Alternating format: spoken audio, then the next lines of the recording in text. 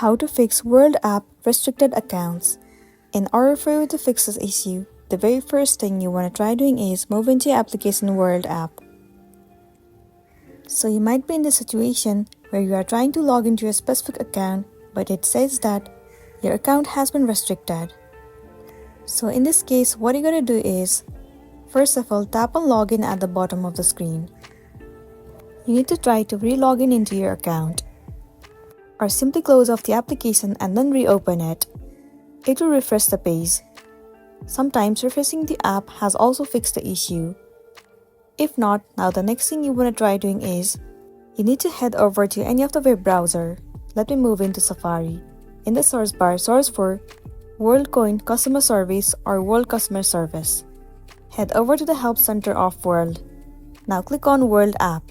In this page, you simply need to search on how you can fix a restricted account. It will provide you with the step-by-step process on how you can fix it, and then you will be good to go.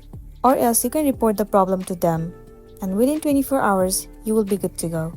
So that's a wrap for this video. If this video helped you out, give it a like and check out our next tutorial. Thank you.